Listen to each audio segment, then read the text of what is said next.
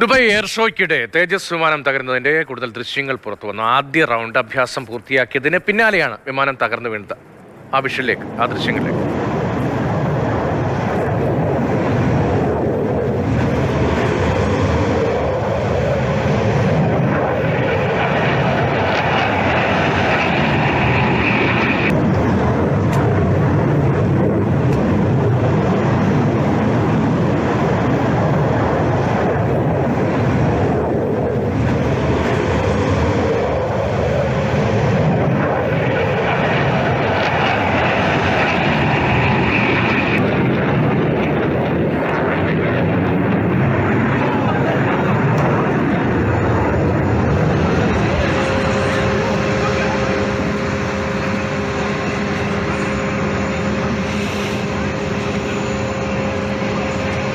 അർജുൻ പീതാംബരനുണ്ട്. അർജുൻ,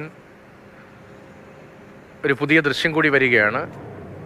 ഈ ദൃശ്യം ഇത് പരിശോധിക്കുമ്പോൾ കൂടുതൽ വ്യക്തത വരുന്നുണ്ടോ സാങ്കേതികമായി എന്താണ് സംഭവിച്ചത് എന്ന കാര്യത്തിൽ? അക്കാര്യത്തിൽ ഈ മേഖലയിലെ വിദഗ്ധർ എന്താണ് പറയുന്നത്? രതീഷ്, ഈ ദൃശ്യങ്ങളടക്കം ഇപ്പോൾ എന്തായാലും വ്യോമസേന പരിശോധിക്കുന്നുണ്ട് എന്നുള്ളതാണ് ഏറ്റവും പ്രധാനപ്പെട്ട കാര്യം. നേരത്തെ രതീഷ് പറഞ്ഞ പോലെ തന്നെ ആദ്യ റൗണ്ട് അഭ്യാസം പൂർത്തിയാകുന്നു, വീണ്ടും മറ്റൊരു അഭ്യാസ പ്രകടനവുമായി മുന്നോട്ട് വരുന്നു. ഒടുവിൽ അതിൻ്റെ ഒരു നെഗറ്റീവ് ജി ടേൺ എടുക്കുന്ന സമയത്താണ് വിമാനം ഇത്തരത്തിൽ നിയന്ത്രണം നഷ്ടപ്പെട്ട് താഴേക്ക് പതിക്കുന്നതായിട്ട് നമുക്ക് ഈ ദൃശ്യങ്ങളിൽ കാണാൻ സാധിക്കും. തീർച്ചയായിട്ടും അതിൽ നിയന്ത്രണം നഷ്ടപ്പെടുന്ന ദൃശ്യങ്ങൾ തന്നെയാണ്. അതായത് വിമാനം നെഗറ്റീവ് ജി ടേൺ എടുക്കുന്നു, താഴേക്കാണ് പക്ഷെ പോകുന്നത്. വീണ്ടും ത്രസ്റ്റ്, അതായത് പവർ എടുത്ത് മുകളിലേക്ക് പറന്നു പോകാനുള്ള ഒരു ശ്രമം അത് പാളി വിമാനം താഴേക്ക് തന്നെ പതിക്കുന്നതാണ് നമുക്ക് ഈ ദൃശ്യങ്ങളിൽ നിന്നും വ്യക്തമായി കാണാൻ സാധിക്കുന്നത്. ഒരുപക്ഷെ പൈലറ്റിന് നിയന്ത്രണം നഷ്ടപ്പെട്ടതായിരിക്കാം എന്നുള്ള നിഗമനം, അത് നേരത്തെ തന്നെ വ്യോമസേനയുടെ ഭാഗത്തു നിന്നും ആ ഒരു നിഗമനമുണ്ട്.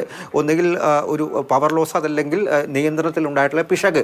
ഈ രണ്ട് കാര്യങ്ങളും പ്രാഥമികമായിട്ടും അന്വേഷിച്ചുകൊണ്ടിരിക്കുന്നു. ദൃശ്യങ്ങൾ കൂടി പരിശോധിക്കുന്ന സമയത്ത് ഇത് നിയന്ത്രണത്തിലുണ്ടായിട്ടുള്ള ഒരു പ്രശ്നമാണ് എന്നുള്ള കാര്യമാണ് നിലവിൽ മനസ്സിലാക്കാൻ സാധിക്കുന്നത്. പക്ഷേ അത് സ്ഥിരീകരിക്കാൻ നമുക്കിപ്പോൾ കഴിയില്ല. അന്വേഷണം പൂർത്തിയാകണം, അതിനുവേണ്ടി കാത്തിരുന്നേ പറ്റൂ. എന്തായാലും ഈ ദൃശ്യങ്ങളടക്കം ഇപ്പോൾ പരിശോധിച്ചുകൊണ്ടാണ് കൂടുതൽ അന്വേഷണം മുന്നോട്ട് പോയിക്കൊണ്ടിരിക്കുന്നത്. ഇതിൽ ഏറ്റവും നിർണായകമാവുക എന്തായാലും ഈ ബ്ലാക്ക് ബോക്സിന്റെ കണ്ടെത്തൽ തന്നെയായിരിക്കും. അതിനകത്തുണ്ടാകുന്ന ആശയവിനിമയം ഏത് തരത്തിലാണ്, പൈലറ്റ് അവസാന നിമിഷങ്ങളിൽ എന്താണ് സംസാരിച്ചത് തുടങ്ങിയിട്ടുള്ള കാര്യങ്ങളടക്കം മനസ്സിലാക്കി എങ്ങനെ വിമാനം തകർന്നു എന്നുള്ള കാര്യത്തിൽ സ്ഥിരീകരണം ലഭിക്കും. ശരി, കൂടുതൽ പരിശോധനകൾ നടക്കുകയാണ്. ആ വിവരങ്ങളാണ് അർജുൻ പീതാംബരൻ നൽകിയത്.